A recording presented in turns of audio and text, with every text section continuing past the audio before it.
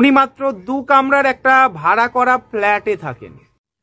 সন্দেশখালীতে ওনার বাড়ি ভাঙচুর থেকে শুরু করে তৃণমূলের গুন্ডা বাহিনী যেভাবে শুরু করেছিল,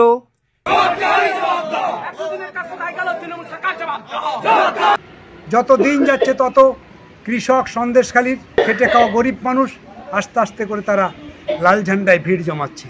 সকলেই বর্গাদার, পাট্টাদার এদের জমি লুট করছে। আমরা বারবার বলার পরেও সেই জমি সংরক্ষিত হচ্ছে না। পিছিয়ে থেকেও কিভাবে ঘুরে দাঁড়াতে হয় এই সিপিআইএম বামেদেরকে না দেখলে বোঝার উপায় নেই। আপনারা দেখেছেন লোকসভা নির্বাচনে বামেরা যেভাবে পরাজিত হয়েছে, ভোট পার্সেন্টেজ কোথায় নেমে এসেছে, অন্য যে কোনো দল হলে নুইয়ে পড়তো, কিন্তু এই সিপিআইএম নুইয়ে পড়া তো দূরের কথা, আরো সজাগ হয়েছে। আপনারা দেখছেন বিভিন্ন দিকে যেভাবে আন্দোলন সংগঠিত হচ্ছে। আমরা হয়তো বারবার শহর কেন্দ্রিক আন্দোলনের দিকে ছুটে যাই, কিন্তু আপনাদেরকে বলবো সময় এসেছে ঘুরে দাঁড়ানোর। আর সিপিআইএম ঘুরে দাঁড়াচ্ছে। আপনারা শুধু শহরে নয়, গ্রামে গ্রামে যান, প্রতিটি গ্রামে যান, আপনারা দেখতে পাবেন সিপিআইএম কিভাবে ঘুরে দাঁড়িয়েছে।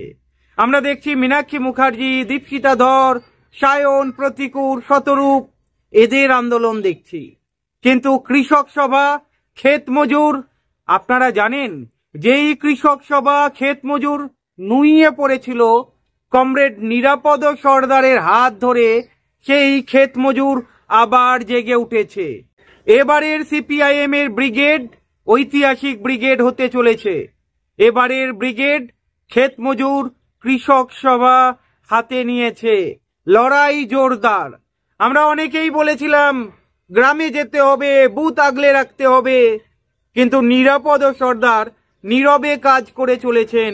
আর উনি যেই কাজটা করছেন, এই কাজের জন্য ওনাকে কুর্নিশ জানাতে হয়। নিরাপদ সর্দারের হাত ধরে আবার ক্ষেত মজুরি ইউনিয়নের জয়। নিরাপদ সর্দারের হাত ধরে ঘুরে দাঁড়াচ্ছে ক্ষেত মজুরি ইউনিয়ন। আজকের এই বিষয়ে কথা বলবো। বন্ধুরা, আমি সুখেন ঘোষ, আপনারা দেখছেন আজকের রাজনীতি। আপনাদের কাছে একটাই অনুরোধ থাকবে, চ্যানেলটি সাবস্ক্রাইব করবেন, আমাদের পাশে থাকবেন।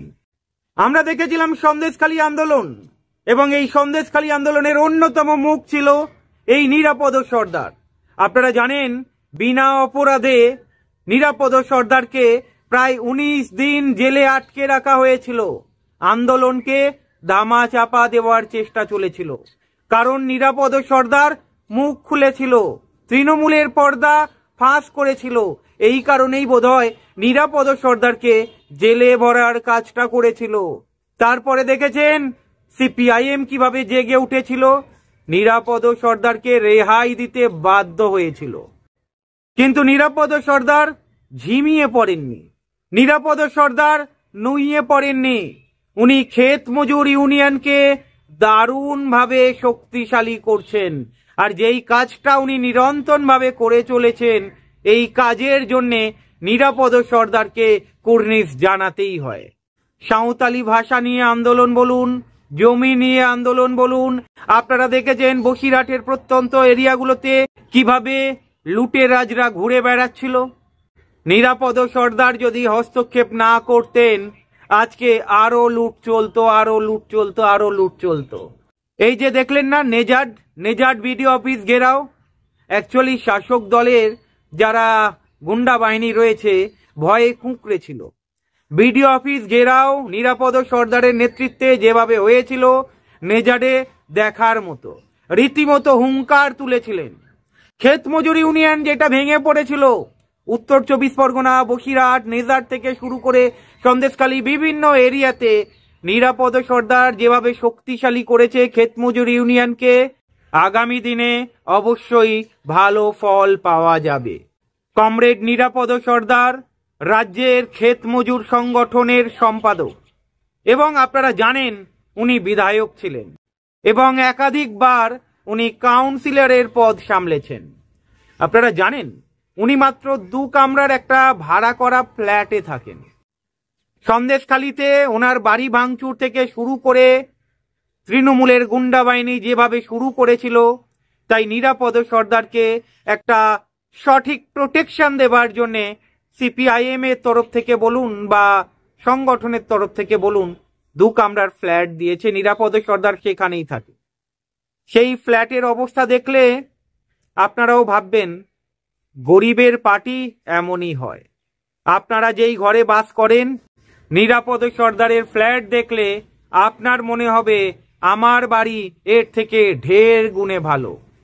উনি যখন বিধায়ক ছিলেন ওনার কাছে সুযোগ ছিল টাকা পয়সা কামিয়ে নেওয়ার, কিন্তু উনি তো গরিবের পার্টি করেন না। যাই হোক, সেই প্রসঙ্গটা আলাদা। এবারে আলোচনা করি নিরাপদ সর্দার যেভাবে ক্ষেত মজুর ইউনিয়নকে শক্তিশালী করছে তার কিছু রূপরেখা আপনাদের সামনে তুলে ধরি। আপনারা জানেন কিনা জানি না, উনি বীরভূমে গিয়েছিলেন।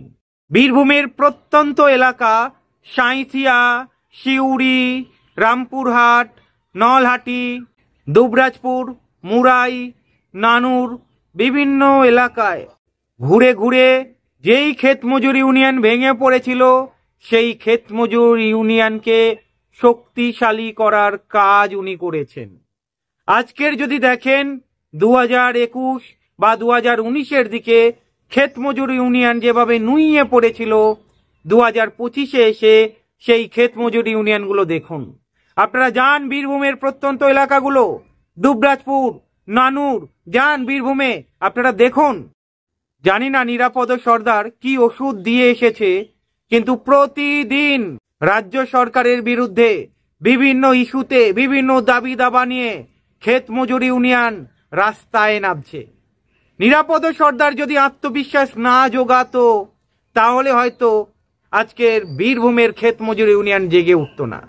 শুধু বীরভূম নয়, আপনারা যদি দেখেন পুরুলিয়ার